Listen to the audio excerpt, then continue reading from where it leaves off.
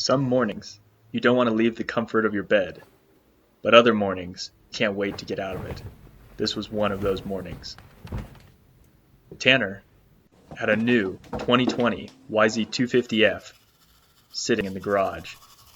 He brushed his teeth, he ran down the hall, and he weighed himself to prove that he was the perfect weight for the new bike. He pounds protein powder in an attempt to look cool, almost throws up, and at last, he's on the bike.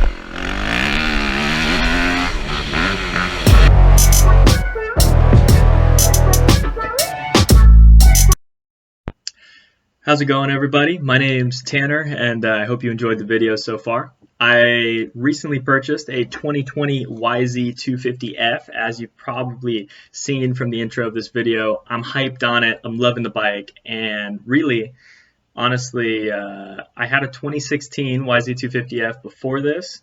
It was a great bike, and when it came time to get a new one, the choice was difficult. I was really considering a 450. Weight-wise, I'm 170 pounds, so I'm right in between the two classes, and I knew I wanted to get back into doing some more serious racing again in the C and hopefully the B class here in the next year. And honestly, it just came down to comfort. My dad rides a lot as well, and he recently purchased a 2019 YZ250F. And I can go okay on it. We went out there and we've done some riding together. It's exceptionally stable, like very, very stable bike. Straight line stability is amazing. And in the air and stuff, it actually still feels pretty light, even though it's a big bike, but it is so fast. And I don't think I can overemphasize that enough. You know, I'm a fairly okay 170 pound rider, and on the standard power setting for that 450, especially on a slippery track like the one you saw in this video at Castillo, it is just too much bike. We've taken it out to LACR a couple of times, and it is still a rocket ship, even in the sand, and has no problem. I could do every jump on that track in like second gear for those of you who have ridden it. So it really came down to comfort for me. I like riding harder. That's more my style, and so the 250 really fitted that well. And one of the complaints I had with my 2016 250 is that it had a lot of power down low. It was a lot like a mini 450, but there was really no over rev. And I typically ride my bike stock. I don't like to pour a bunch of money into the suspension. I don't like to pour a bunch of money into the engine either, or the exhaust. So really, when it came down to it, this year I was looking for a bike with more over rev. I was looking for something that I didn't have to pour a bunch of money into to get comfortable on. And for me, ultimately, that was the Yamaha YZ250. And my friends over at Santa Barbara Motorsports gave me a great deal on the 2020 model. Otherwise, I was looking at the 2019, and so that incentivized it, and I'm really excited to ride it. Now, as you probably saw from this video, my very first ride, and this was indeed my first ride, I had only ever done a little heat cycling on the engine to warm it up before this. I set the sag before the first moto. It was basically right on. It was at 103 millimeters. We just moved it up to 104 and got right on the track. And I also opened up the clickers, I think 6 clicks on both ends just to get it to move because it's so stiff, brand new. And so I took it out there and right away felt pretty much at home. Felt a lot like my 2016, but already right away, noticeable power difference. It's faster, and the power is in a different place. You can't lug it like you could the 2016 bike. You have to shift more, which you have to ride it like a 250. Whereas the 2016, you could get away with riding it like a 350 almost, or like a mini 450. But this new bike, you have to shift it. It likes to rev, and it makes a lot of power in the mid-range. Now, I haven't seen the dyno stats for it, but it really feels like that's where it pulls the hardest, especially in like second and third gear. You take it out to tracks like LACR that have like a big triple step up through the sand. It gets bumpy, big downhills. There's like some step down jumps and stuff that you can do kind of like a ski jump. And when you get up into fourth and fifth gear, it continues to pull as well, and it feels really good. Brakes also feel stronger. Part of that might just be that my old bike was a little worn down, had some hours on it, still had the original clutch in it with a lot of rides on it. So props to Yamaha for that. It's a great bike. The clutch pull is super easy with the new bike. That combined with the brakes feeling better is a nice touch.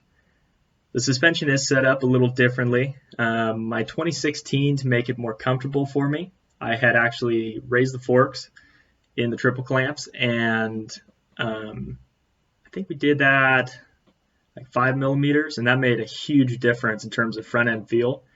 This bike right off the bat already has more front end feel, and it has that upgraded frame, so it does feel different in that regard. You get a little more of that right off the bat. The other thing I did with my other bike, which was really the one suspension change I ever made to it, is they have that initial little compression spring, and I went softer on that just to get more feel on corner entry.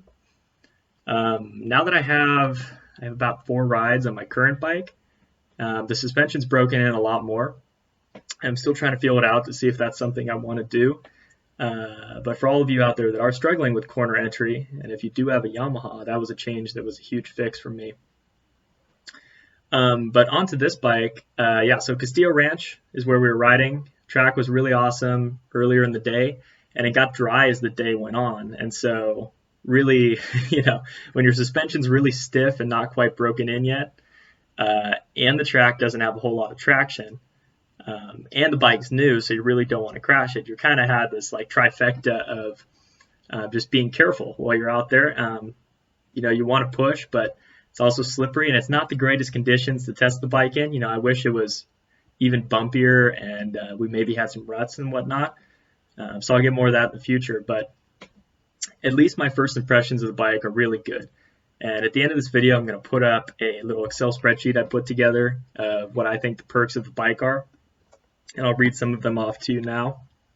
Foremost, there was no head shake, even with it being really stiff. Back in the day, I had an 09 Honda, and then I had a 2012 Honda 250. And both of those bikes, even when the suspension was broken in on moderately rough tracks, I would get violent head shake. Yamaha, ever since I've been on them, I've had no head shake with stock suspension. That's incredible right away. Second thing, like I said, it's easy to set up. Literally hopped on the bike, opened up the clickers a bit, and rode. Third thing is that, like I mentioned earlier, the over-rev is much improved. So if you are a faster rider and you like to open it up, this bike is great for that, and it actually encourages you to shift it. Clutch, as I mentioned, super easy pull, no complaints there, brakes are good. The other thing that I have not yet mentioned is that you do have the onboard Wi-Fi, and so even though I haven't touched it yet on my phone, I've really enjoyed the stock mapping. There's also a button on the handlebar that will take it to a less hit setting, should you choose to go that route. And that might have been actually a great thing to test. I overlooked while we were at Castillo when it got dusty and dry, but that could have worked really well. I'll have to try that soon. And I actually put on this map, even though the brakes are much improved from the 2016, I did have a friend who had a 2016 KTM 350 SXF that I rode, and I also have another friend who has a Husky 450. It's fairly newer, and both of those bikes, every time I hop on them, I'm just amazed at the brakes. Like, that bike stops so fast and they corner really well. Though the Yamaha's brakes are improved, don't be expecting Brembo level performance out of it. Aesthetics, honestly, that was one of the biggest changes for 2020, was just a little more gray and a little different color of blue on the plastics. And honestly, I think it looks great. I love the bike. Blue's a cool color. And the rider compartment was the last thing I'll touch about. Bike is definitely slimmer than my 2016. I'm 6 feet tall, and I have no issue on the bike. It doesn't feel like my legs are sticking out as much when I put them out, though that was never really an issue. Something that bothered me on the 2016, I did notice that the 2020 is slimmer, and it really makes you feel like you can be aggressive on it, especially going into the turns, like you're not going to catch your foot on anything. As far as ride height and everything, handlebar setup, seat height, it all feels very neutral, and I think the average rider could get used to it really easily. And yeah, those are my main points for this. If you have any questions, feel free to drop them in the comments section. I'm thinking of making some more videos for the bike just for fun. This whole channel thing is just for fun, getting my name out there, and also it helps with sponsorships as well. So if you'd like to see more videos, let me know. Let me know if you have any questions, and yeah, have a great one. Get out there and rip it.